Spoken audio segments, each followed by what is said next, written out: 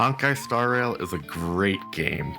It's a turn-based RPG gacha game, but games by HoYoverse don't require you to unlock every fantasy character. But I'm gonna be honest, they do a damn good job trying to sell you them with their trailers and good character design, whether it's mechanical or aesthetic. The game has an alright story, it's just enough to keep me interested. It's got great music, combat, and the game overall feels really smooth. The maps are easy to navigate, and combat might get a little stale after a while, but there's an auto battle feature if you get bored, if you just want to grind out some stuff and don't feel like putting much effort in. The places where you grind most items are accessible through a menu, making it super easy and smooth. Just keep in mind this is a HoYoverse game, and don't expect the story to be complete for a while. And that might be a daunting and huge commitment to some, but I do think it's at least worth a playthrough until the second arc, where the first arc is basically just a tutorial. If you do decide to grind it out with the game until the end, the dailies in this game are super easy to do. The weeklies will take a little bit of your time though, at least the simulated universe, which if you've played other gacha games, it's the weekly dungeon where you go in with your team and other party members, and your characters get buffed while the enemies get stronger.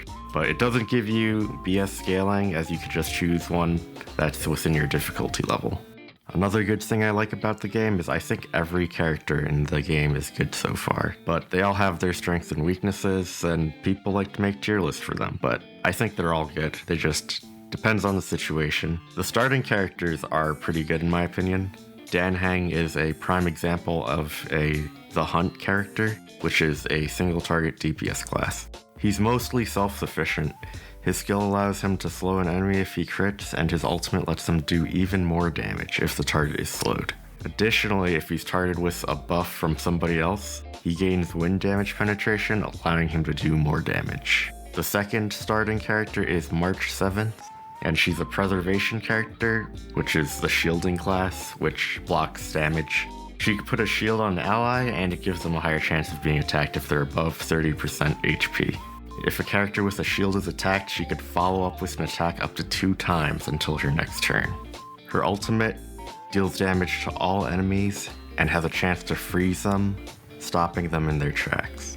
And later in the game, she gets a bonus ability where her skill also removes a debuff on the character she shields. I think she has a good amount of utility, which just makes her an amazing starting character. Hey, I'm Zenzu. I just like to talk about video games.